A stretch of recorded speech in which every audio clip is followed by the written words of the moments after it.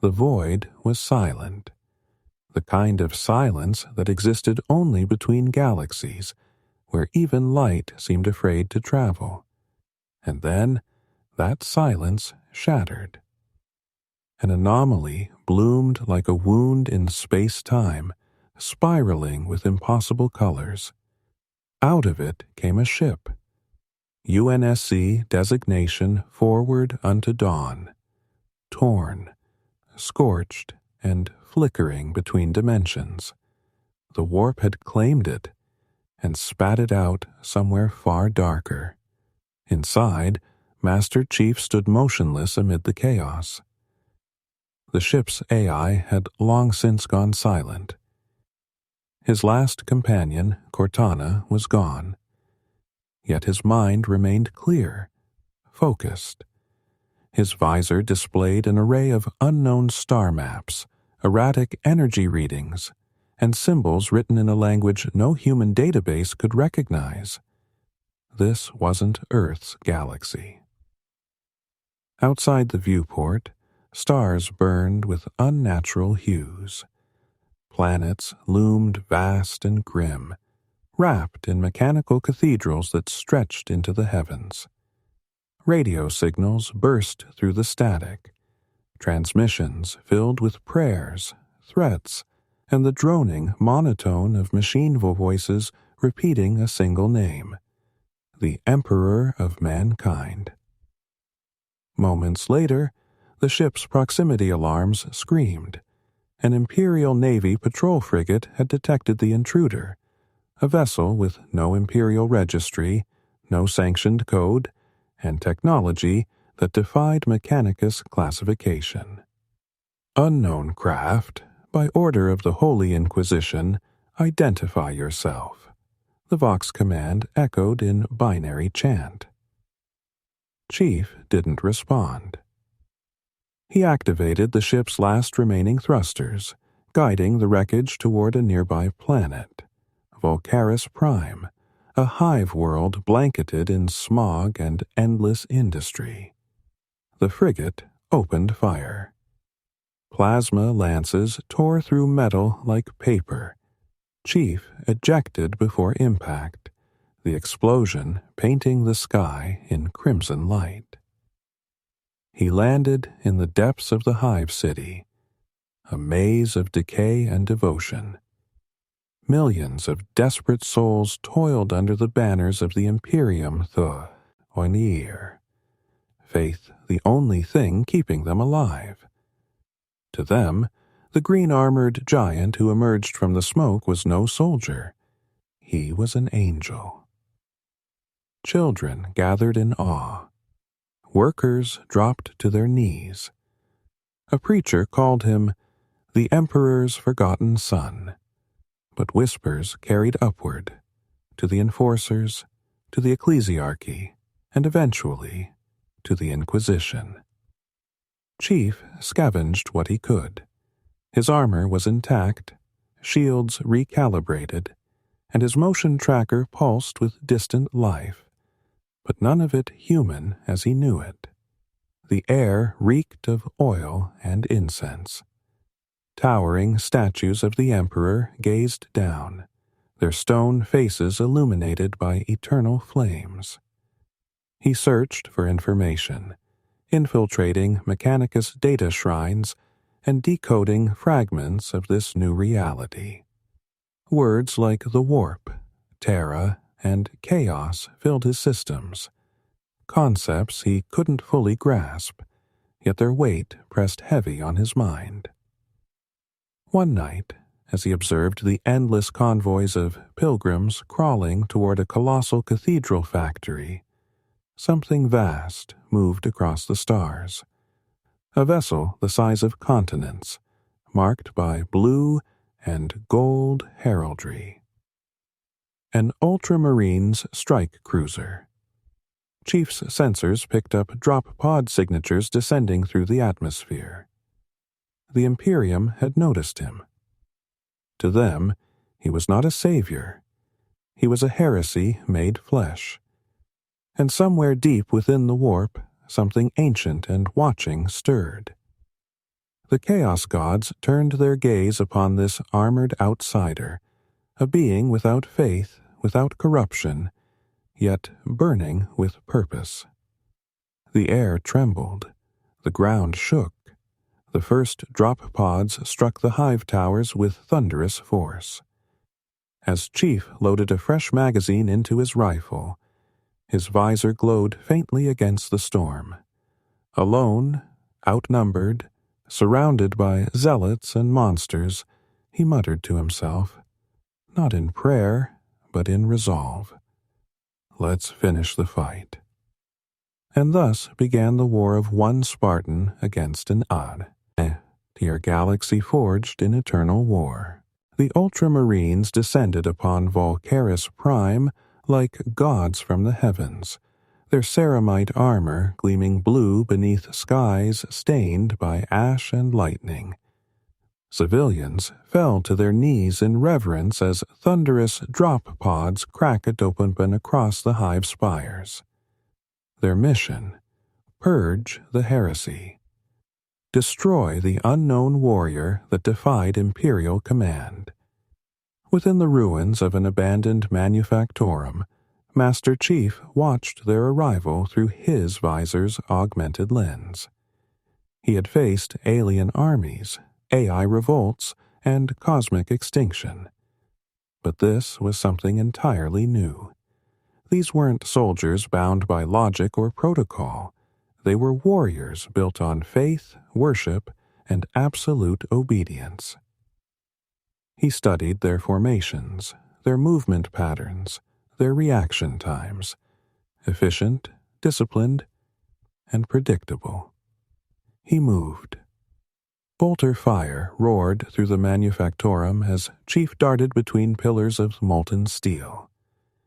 His shields flared under the impact of explosive rounds, but his counterfire, calculated, precise, struck with surgical accuracy. One Marine fell, armor pierced at its weak joint. Another was thrown back as Chief's plasma grenade detonated with a blinding flash. The Marines called out to the Emperor, invoking blessings even as they bled. But to Chief, their chants were only noise, tactical interference. He wasn't fighting to kill.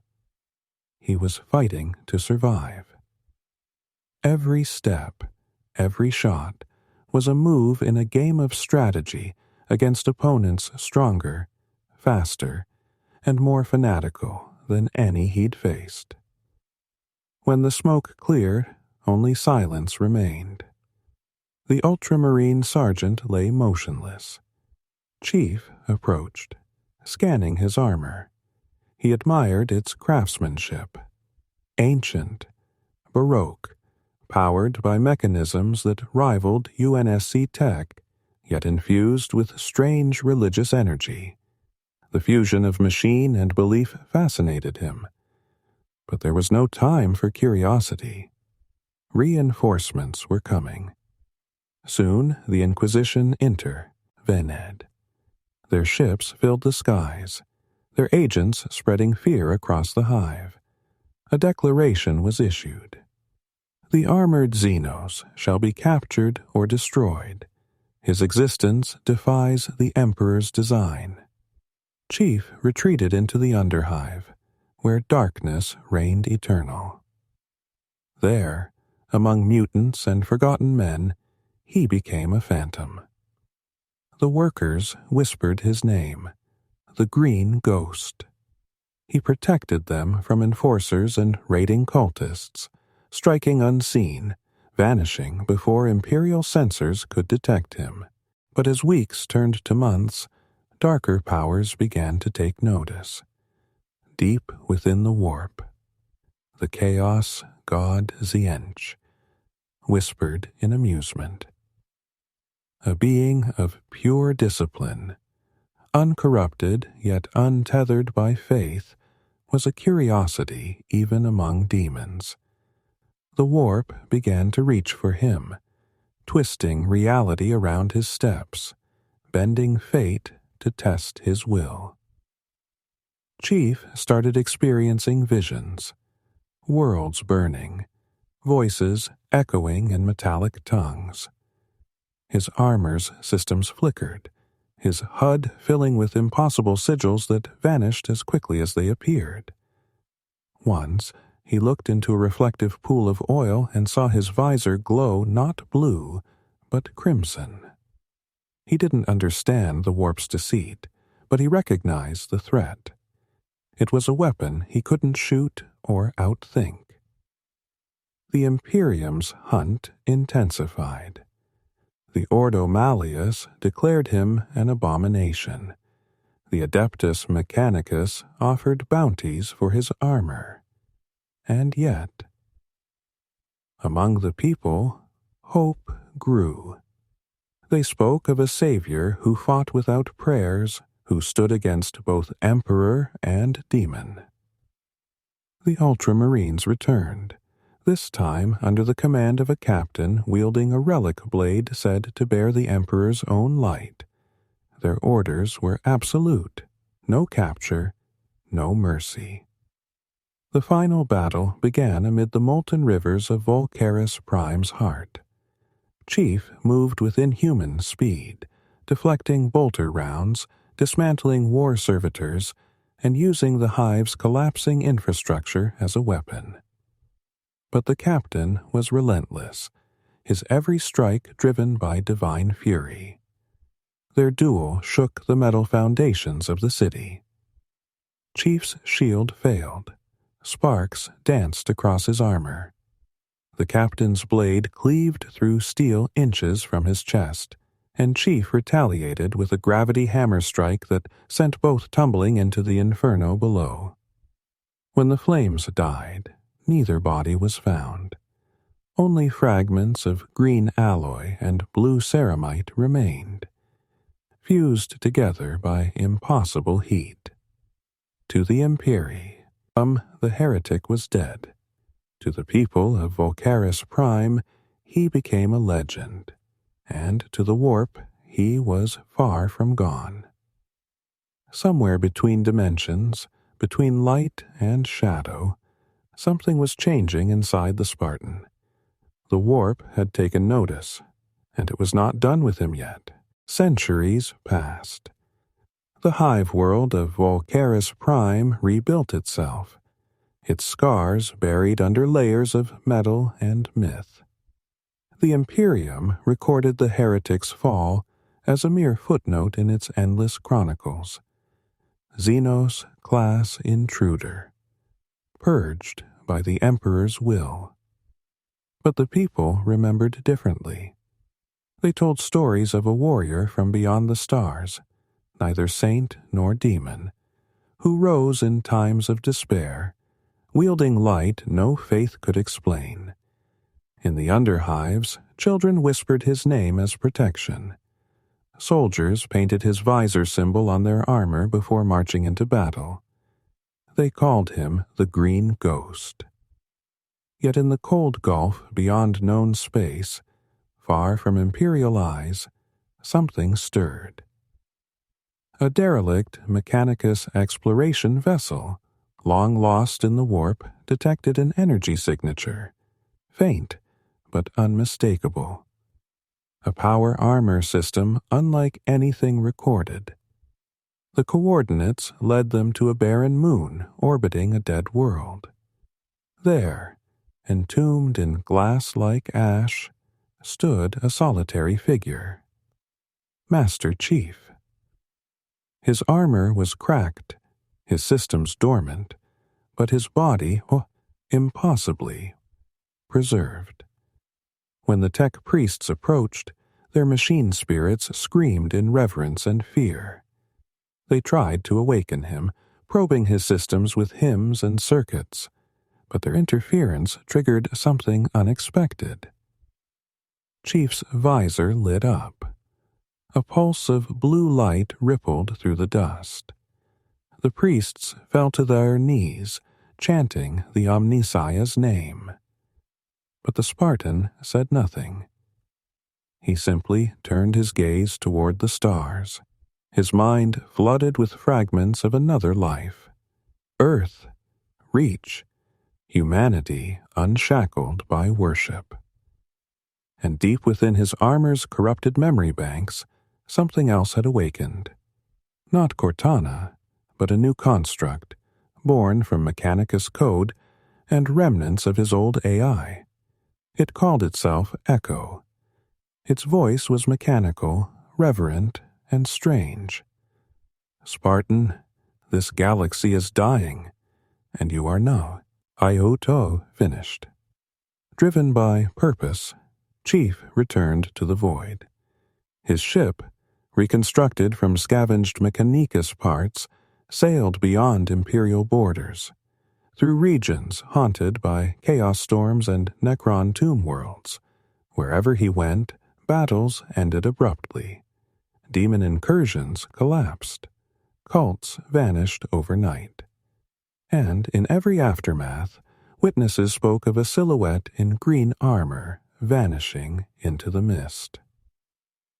The Inquisition grew uneasy. Some believed he had become a weapon of the Emperor, others that he was a new kind of abomination, a relic of the Dark Age resurrected by forbidden means. The debate never ended. But the truth was simpler. Chief had transcended allegiance. He fought neither for faith nor for rebellion, only for humanity itself, fragmented and forgotten amid eternal war. In time, the Mechanicus declared him a myth, the ecclesiarchy branded him heresy, and the people turned his memory into prayer. Statues of him appeared across frontier worlds, some depicting him as a saint of the machine god, others as a nameless guardian. And then, nothing. No more sightings, no signals, only silence. Yet, in the dark void near the Eye of Terror, a lone transmission echoes every few millennia, distorted, ancient, and defiant. This is Spartan 117. Humanity endures.